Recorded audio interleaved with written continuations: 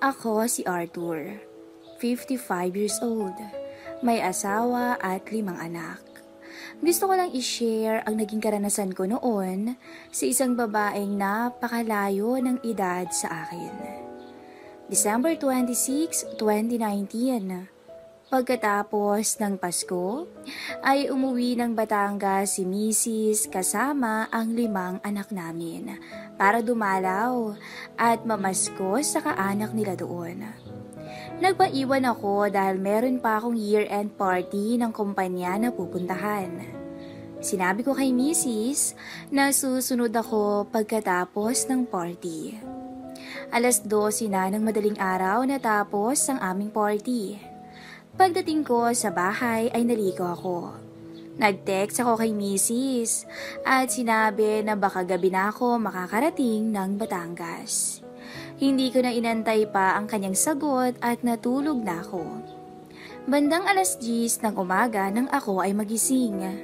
Medyo naparami din kasi ang nainom ko sa party namin, kaya naman napasarap ang tulog ko. Nagtimpla ako ng kape at nanood muna sa sala ng TV. Tao po, may biglang kumatok sa gate ng aming bahay. Dumungaw ako at nakita ko ang isang babae na pamilyar sa akin. Kaya't lumabas ako para tignan at buksan ang gate namin. Cindy? Si Cindy ay inaanak namin sa binyag sa pinsa ni Mrs. Namangha ko sa itsura ng dalaga. Hindi ko maiwasang mapatingin sa kanya mula ulo hanggang paa. Isang napakaganda at mistisang dalaga ang nasa harap ko ngayon. Ang mapupulang labi na parang ang sarap halikan. Ang harapan niyang katamtaman lang ang size, pero halatang buhay na buhay ang mga to sa kanyang manipis na t-shirt.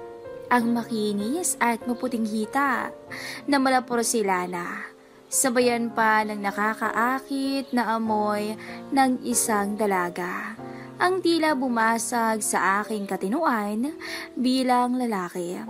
Ayoko mang aminin, pero nagising talaga ang diwa ko kay Cindy. Ninong, Merry Christmas po. Nandiyan po ba si Ninang? Bati niya sa akin na siyang pumutol sa aking pagmumuni-muni. Ay umuwi sila ng Batangas iha at dun magbabagong taon. Sagot ko naman. Paano po pala Ninong? Ganun po ba? Inabot ko ang kamay ko sa kanya at nagmano siya sa akin. O siya iha, pumasok ka muna at mukhang uulan. Sige po, salamat. Eto nga po pala, iluto ni Mama, ibigay ko raw po sa inyo.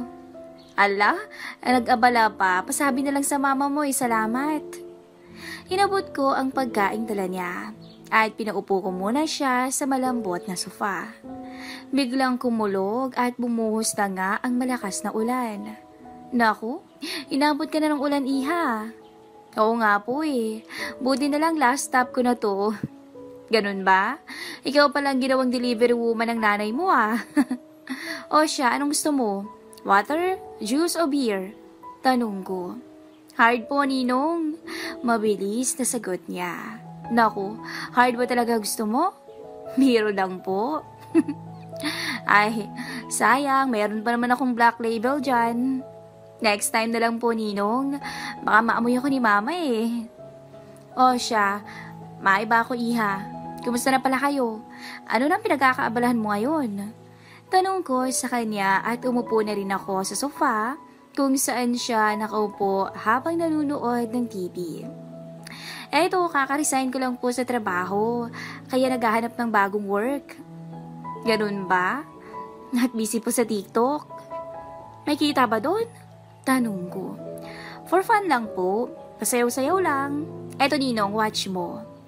Nagulat ako nang bigla siyang dumikit sa gilid ko, sabay abot sa akin ang kanyang iPhone.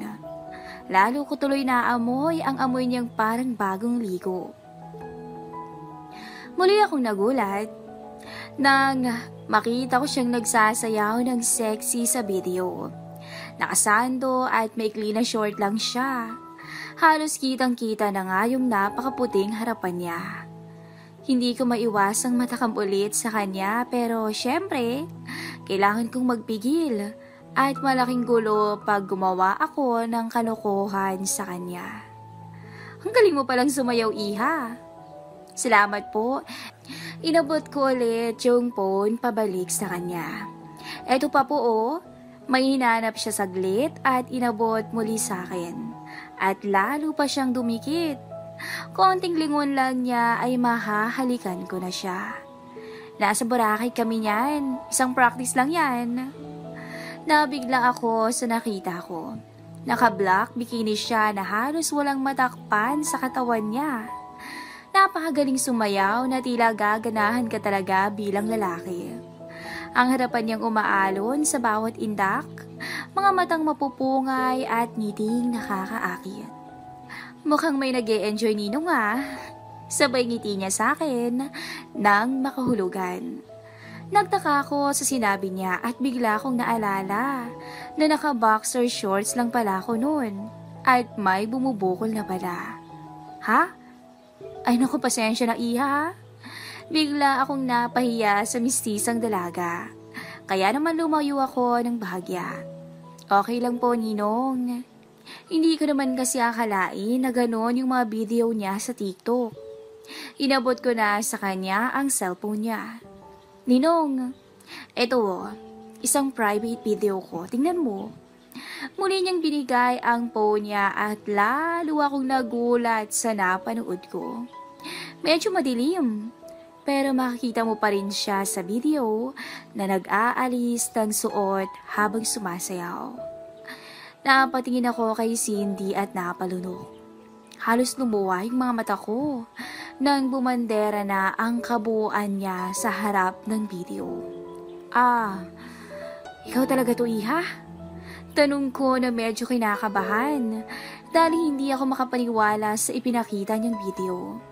Opo, hindi ko po ba kamukha nung? I mean, ikaw nga pero... Nang umalis na ang mata ko sa phone, ay nakita ko si Cindy na nakadikit na sa akin. Iabot ko na sana ang phone niya pabalik sa kanya, ngunit iba ang inabot ng kanyang kamay. Napahaplos siya, nagbahagya sa harapan ng boxer ko. Pagtingin ko sa kanya, ay nakakagat siya sa labi niya. Sabay marahang lumuhod sa harap ko at hinihila pababa ang boxers ko. Teka, Iha. Anong ginagawa mo dyan? Sabi ko sa kanya na halos himatayin na sa kinikilos ng dalaga. Alam niyo, Ninong, papunta pa lang ako dito, feeling ko may gusto na akong makita sa inyo. Ang pilyang sabi niya. Hindi na nga ako nakapag-react nang ibaba niya agad ang boxers ko. Cindy, teka, baka... Wow! Ninong, ito na lang yung pamasko mo sa akin, oh. Ang pilyang turan niya sabay ngiti. Hindi ako makapaniwala sa naririnig ko mula sa isang 22 anyos na dalaga at ina-anak ko pa. Tuluyan na nga akong nawala sa sarili nang makita kong nakaluhod na si Cindy sa akin. Kasama pa ang mga mapupungay niyang tingin sa akin. Alam mo, Ninong, may aaminin ako sa'yo. Sabi niya sa akin habang abala na sa kapilyuhang ginagawa. Ano yun, Iha? Matagal ko ng pangarap na mangyari to sa atin, Ninong eh. Ha? Matagal na? Kailan pa? Bata pa kaya ako noon. Iniiwan ako ni Mama sa dati niyong bahay, di ba?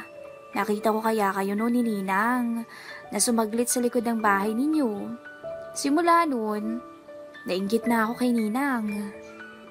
Hindi na ako makasagot ng maayos sa mga sinasabi ni Cindy sa akin. Maya-maya ay tumayo siya bigla sa harapan ko at hinila ang kamay ko. Yumakap siya sa akin, tsaka bumulong. Ninong, baka gusto mo akong subukan, ang sabi niya. Sa puntong yun ay hindi na ako nakapagpigil pa. At sa loob ng bahay ko ay sinamantala namin ang pagkakataon ni Cindy. Para akong bumalik sa pagkabata dahil sa pagpatol sa akin ng magandang dalaga na ngayon ay nakaangat na ang suot na t-shirt at nakakalat na ang maiksing shorts sa sahig. Binuhat ko siya at isinampa sa maliit na mesa sa kusina. Buhat-buhat ko ang mga hita niya at halos masira din ang mesa namin sa panggigigil ko sa kanya. Sa mga oras na yon ay nagtititigan kaming dalawa. Masyadong nakakaakit ang mga mata at tingin ni Cindy. Talagang maapil to at may taglay na angking ganda. Kaya naman hindi ko pinalampas ang pagkakataong inialok niya ang kanyang sarili sa akin. Dahil sa mga mapupungay na mga mata niya ay tila nagbigay pa to ng matinding gana sa akin na siya ngang nagpaabot na sa aking limitasyon. Yumuko ako at hinalikan siya sa leeg at balikat. Walang ano-ano'y binuhat ko siyang muli at dinala sa kama namin ni Mrs. Ibinukas ang kanyang mga binti at doon ay tuluyang tinugunan ang pangangailangan naming dalawa. Napayakap na lang ang mga binti ni Cindy sa akin ng mahigpit sa tindi ng tinatamasa. Makinis, maputi at napakagandang tingnan ni Cindy. Kaya halos masira ako na yung kama sa tindi ng gigil ko sa kanya. Napakapit na lang si Cindy sa braso ko at tila ninanamnam ang bawat sandali naming dalawa. Ilang sandali pa ay namumuti na ang mga mata ni Cindy. Kasabay ng pagpako ng mga kuko nito sa likod ko ay pagdating namin sa ruro. Ilang sandali pa ay natigilan na rin ako sa pagod. Kitang-kita ko ang kagandahan ng dalaga na nooy tila hingal na hingal at nakapikit pa. Dito ay bigla akong napaluha. Hindi ko akalain na may papatol pa sa aking magandang dalaga sa edad kong to. Unti-unting dumilat ang mata ni Cindy at ngumiti sa akin ng ubod ng tamis. Inong, salamat sa regalo ah. Ito ang hindi ko malilimutang regalo na binigay niyo sa akin. Sabay ngiti niya ulit. Napangiti na lang din ako at muli siyang yumakap sa akin hanggang sa tuluyan kaming nakatulog dahil sa pagod. Umiikot sa isip ko ang lahat ng nangyari sa aming dalawa ni Cindy habang nakasakay ako ng bus papuntang Batangas. 2 araw lang ay babalik ako ng Maynila at muli kong makikita si Cindy. Pero sa isip-isip ko ay tama na siguro yung isang beses. May pamilya ako at ayoko namang masira ang buhay niya lang dahil lang rin sa akin. Ako nga pala si Jeff, OFW sa Oman, kasama ang pamilya. Nakaugalian na namin ang umuwi kada taon. Mula nang kami ay magdesisyon ng mga ibang bansa noong 2006. Noong unang uwi namin noong 2007, ay excited kami na magbakasyon at mag-uwi ng napakaraming pasalubong. Ang aking asawa ay tubong Quezon at normally, doon kami unang pumupunta tuwing magbabakasyon kami. Sa aking hipag na si Salvi at sa kanyang mister na si Manuel ang aming tinutuluyan tuwing kami ay nagbabakasyon sa Quezon. Si Salvi ay bata ng 3 taon sa akin. Isa siyang teacher sa isang malapit na eskwelahan. Meron silang anak na lalaki at halos magkasing edad lang sila ng aming nag-iisang anak. Kaya naman para na silang magkapatid kung magturingan. Kami naman ay ganoon din. Sobra din kaming close nila Salvi at ng mister niyang si Manuel. Kaya minsan napagkakamalang magkakapatid lamang kami. Noong umuwi kami ng taong yun, ay may napansin na kaagad ako na pagbabago kay Salvi. Hindi kasi kami madalas nagkikita noong hindi pa kami nag-a-abroad. Kasi nasa Manila kami at sila ay nasa Quezon at bibihira lang kami kung makauwi o makabisita sa kanila. Si Salvi ay nagkalaman at sumeksi compared sa mga pictures niya noong dalaga pa siya na nakita ko noon. Siguro ay dahil nanganak na nga to. Pero sa totoo lang, ay mas maganda at mas kaakit-akit siya ngayon. Madalas kami nagkukwentuhan ni Salvi, gawa ng parehas nga kami lagi ng sitwasyon. Yung mga asawa kasi namin is super bossy. Kami naman ay super masunurin. Isang gabi, noong siya ay namamalansya at ako naman ay nanunood ng TV, habang ang mga pamilya namin ay nagsisimula ng matulog. Nga pala, sa isang kwarto lang pala kami laging natutulog, kasi yun lang ang may aircon at hindi nakakatulog ang aming anak nang wala to. Sa salas kami ni Salvi nakapwesto noon at habang namamalansya siya ay nakikipagkwentuhan naman ako. Hindi ko naman pinapansin ang pinapanood ko noon kasi mas nagiging interesting na ang topic namin. Dumating sa punto na napag-usapan na namin ang status ng buhay naming dalawa sa kama at sa mga hindi kaaya-ayang karanasan sa aming mga asawa. Doon niya nabanggit na minsan ay parang ginagamit na lamang daw siya ni Manuel. Siya kasi ang nakauna kay Salvi, kahit na merong mas naunang boyfriend si Salvi noon. Nakita ko na minsan ay parang gusto nang umiyak ni Salvi, pero pinipigilan niya lamang.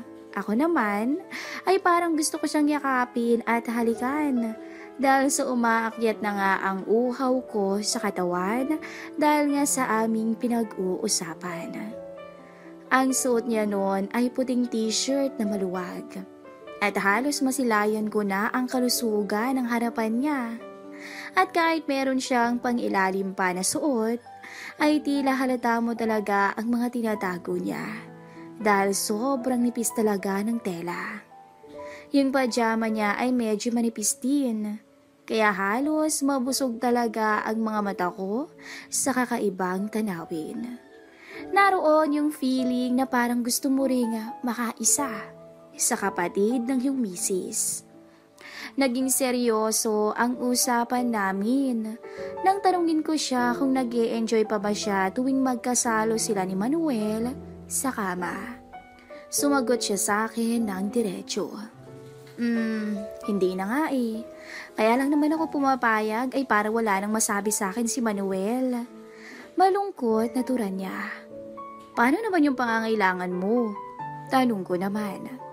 May kamay pa naman ako at kaya ko na tong sarili ko, no? Anya niya na may kahalong pilyang ngiti. Pagkarinig ko noon ay lalo akong nadala sa sitwasyon.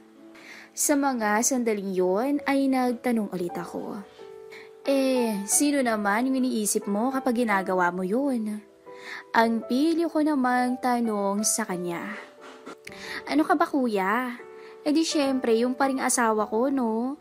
Pero yung tipong may lambing naman, may romance at sweetness pa rin. Gusto ko kasi yung tipong dahan-dahan at hindi parang gagamitin ka lang na parang isang bayarang babae. Natutulugan ka pagkatapos.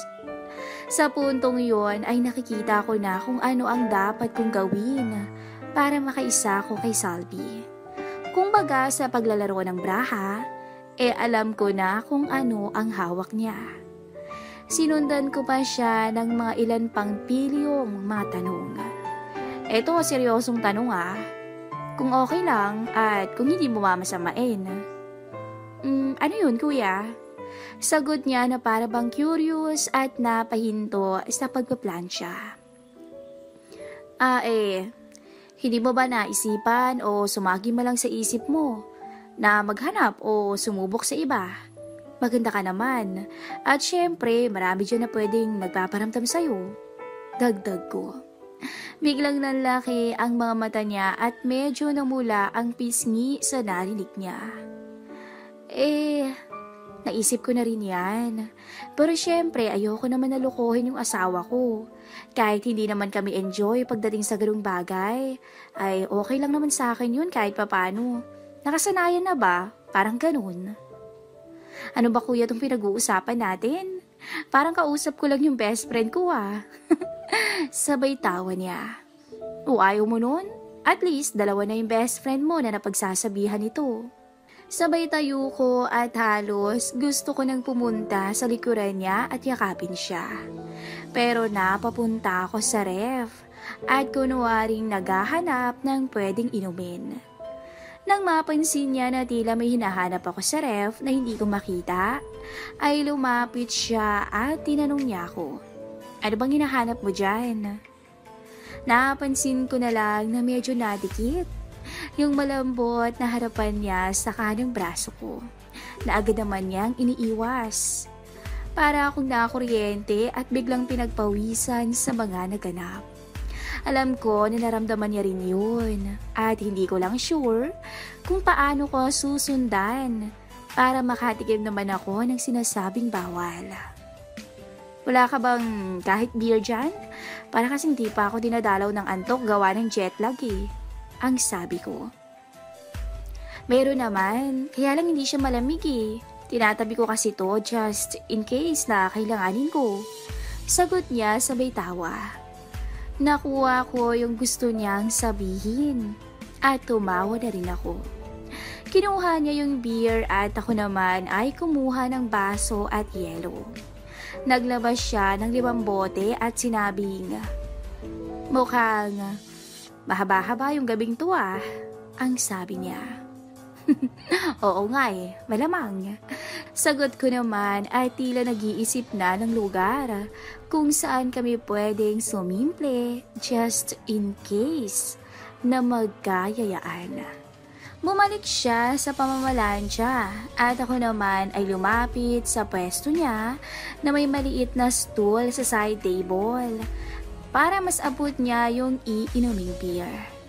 Pumunta muna ako sa kwarto at kunyari ay mag-aalok ng beer, pero ang totoo ay sinigurado ko na muna na tulog na ang mga pamilya namin. Noong nakita ko na tulog na sila, dali-dali akong bumalik sa salas. Tulog na pala sila? Si Manuel nagihilik na, ang sabi ko. Naku, ganyan talaga yan. At bukas na yung bangon dahil sa sobrang pagod. Anya na nagsilbing senyales ng magandang pagkakataon. Bigla akong binalik ulit ang topic namin kanina. Kunwari ay nag-a-advise ako kung papaano magiging mainit ulit yung pagsasama nilang mag-asawa. Siya nga pala, bakit hindi mo subukan na ikaw yung mag-initiate? Baka naman medyo natatabangan siya sa'yo kasi hindi ka malang nagpaparamdam sa kanya na namimiss mo siya. Ang sabi ko. Hay nako kuya, kung alam mo lang, minsan nung nangalabit ako dahil gusto ko nga na, alam mo na, sinabihan ba naman ako na ipagpabukas ko na lang daw at pagod siya. Ano naman sa tingin mo yung mararamdaman ko, Abera? Tugon niya. Kung sa bagay, may point ka. Sabay inom ko ng beer. Hinay-hinay lang ang ginagawa ko. Sa dahilang ayaw kong malasing, gawa ng mas mahihirapan akong makuha ang gusto ko pagkalasing na ako. Kaya ang ginagawa ko ay inaabot ko ng inaabot kay Salvi ang baso niya para siya yung uminom at hindi naman siya nagrereklamo. Siguro sadyang gusto lang din niyang maglabas ng sama ng loob. At ako naman ay iba ang gustong ilabas sa kanya. Nung tibang mapungay na ang mga mata niya at napagod na rin sa kakaplansya, isinantabi muna niya ang plansyahin at umupo malapit sa pwesto ko. Hay nako, bukas na nga to at mas masarap yung uminom at magkwentuhan na lang tayo, di ba kuya? Tanong niya. Oo naman, istorbo lang yan and let's do some catch up. Sagot ko naman. Nakikita ko na medyo wala na siya sa sarili kasi nakabukas na ang mga legs niya sa salas. Hindi na niya alintana na nandoon ako at baka kung ano ang isipin ko. Kaya pa ba, Bi? Tanong ko. Kayang-kaya pa. Ano ka ba? Sanay ito, no? Sampit niya. Matanong kita kuya. Kayo ni ate, active at mainit pa rin ba kayo sa isa't isa? Ay nako, super boring na rin. Mabilis ko namang sagot. Ang ate mo kasi na-diagnose na may problema sa kanya. Kaya kung medyo matagal, nawawalan na ako ng gana. Kahit anong gawin ko at pag nakapwesto na ako, bigla na lang parang mawawalan siya ng gana. Ganun ba? Sagot niya na parang sobrang curious. Meron pala nun, no? Dagdag pa niya. Oo nga, akala ko joke-joke lang. Kaya yun, madalas ako nilang nagbibigay aliw sa sarili ko. Napatawa na rin siya at nagsabing, parehas talaga tayo. Cheers kuya. Pag cheers namin, hindi sinasadyang dumaplis yung beer at natapon sa sahig. Dali-dali niyang kinuha yung paper towel at biglang yumuko na parang walang kasama. Bumungad sa harap ko yung tinatago niya. Kita ko yung puti at kinis noon. Naatulala ako sa aking nasilayan at habang pinagmamasdan ay hindi ko namalayan na tinatabla na pala ko. At halata na to sa suot kong shorts. Hindi ko na rin tinakpa ng throw pillow at sinasadya ko rin talaga na makita niya yun. Naka-boxers lang ako at sando nung mga panahong yun. Habang nilalampaso ni Salvi yung sahig, tila naman parang nasa barko ako at umaalon habang pinapanood siya. Nung malapit na siyang matapos, bigla siyang napatingin sa akin at nagsabi na, Kuya, yung mata mo Sabay ngiti ng kanyang mapupulang labi. Tumawa na lang ako. Wala akong naisagot agad sa kanya dahil medyo napahiya ako ng kaunti. Nakakalula ka kasi. Pabiro ko namang sabi sa kanya. Wala naman akong magagawa kuya Bigla na lang siyang lumago ng ganyan. Ang pili ang sagot naman niya. Pansin ko na nagkakaamats na si Salvi. Dahil hindi niya namamalayan na nakakatatlong bote na siya ng beer. At ako naman ay 1.5 pa lamang. Doon na ako nagpasya na dumiskarte. Nung aabutin niya yung baso sa side table, sinabayan ko ng kunyari baso ko yun para mahawakan ang kamay niya. Kunwari ay humingi pa ako ng paumanhin. Sorry, kala ko baso ko Sabay titig sa kanya at hindi niya binitawan ang kamay ko. Doon nagsimula ang paghaplos ko sa kanyang kamay, papunta sa kanyang braso. Nakatingin lang ako sa kanya at pinagmamasdan ang magiging reaksyon niya. Unti-unting umakyat ang paghaplos ko paakyat sa kanyang leeg at papunta sa kanyang pisngi. Dito na siya napapikit at napabuntong hininga. Sabay kagat sa kanyang labi na tila nadala sa aking ginawa. Sa puntong yon, unti-unti kong sinuyo ang kanyang malambot na labi. At tumugo naman siya. Wala kaming imik pareho. Ang uhaw sa sarili ang kusang nagpapakilos sa aming dalawa. Tila nagkakaintindihan na kami kahit walang salita. Eto ba yung gusto mong mangyari? Bulong ko sa kanya. Tumango siya at napatingin sa akin. Naramdaman ko na bumibilis ang kanyang paghinga nang dumapo ang pilyong paghaplos ko sa kung saan-saan. Lalo na siyang nabaliw at tila napakapit sa braso ko ng mahigpit. Maya-maya pa ay pinigilan niya ako at kumala siya sa akin. Ang akala ko ay hanggang dun lang kami dahil baka ayaw niyang magkasala ng tuluyan kay Manuel. Pero nagulat ako nung sabihin niya na, huwag kang aalis dyan. Ayusin ko yung kabilang kwarto para dun tayo. Mahirap dito baka mahuli tayo. Sabay tingin sa orasan at mag-aalauna na pala.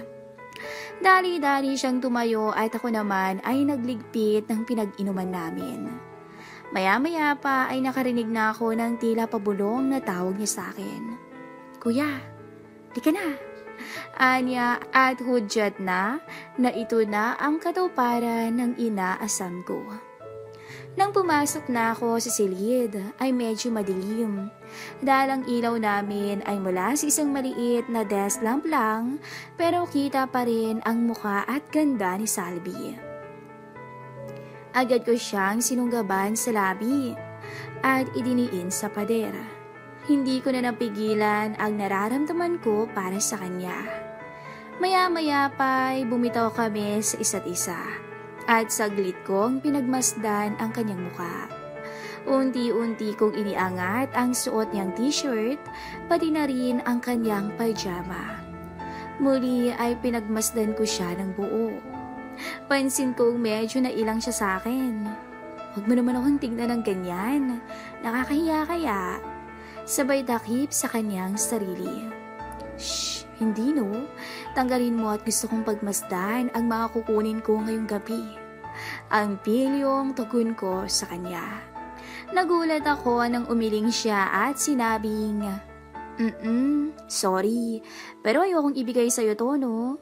Kay Manuel lang kaya to.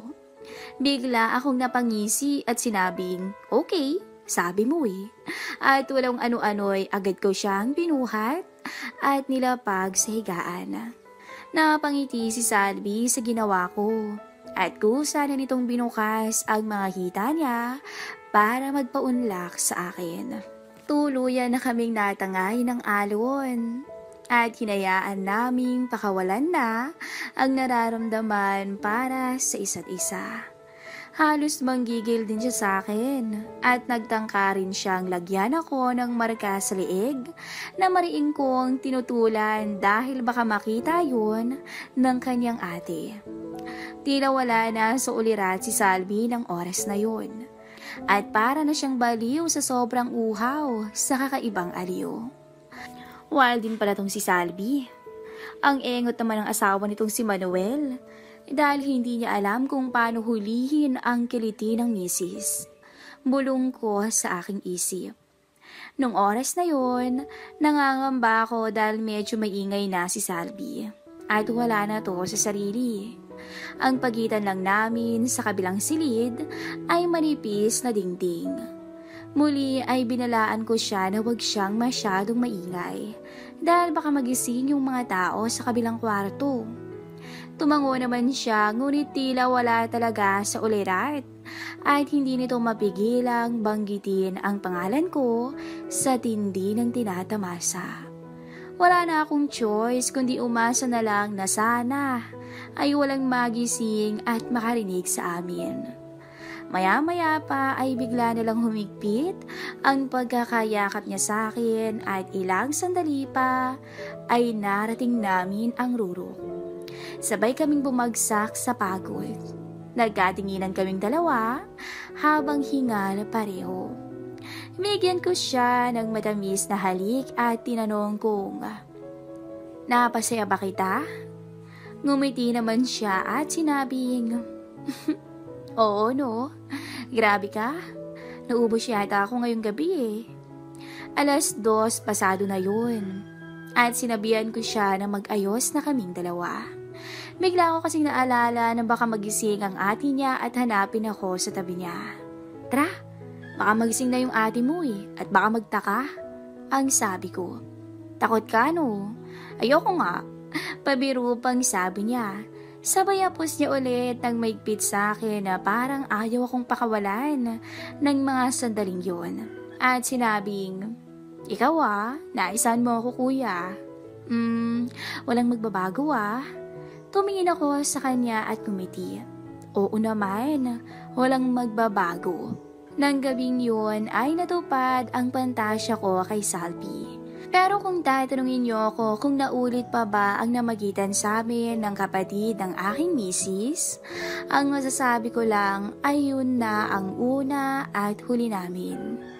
Bigla kasi kaming kinalabit ng aming konsensya nung kami ay mahimasmasan at tinuring na lang namin na isang matamis na alaala ang nangyari sa aming dalawa.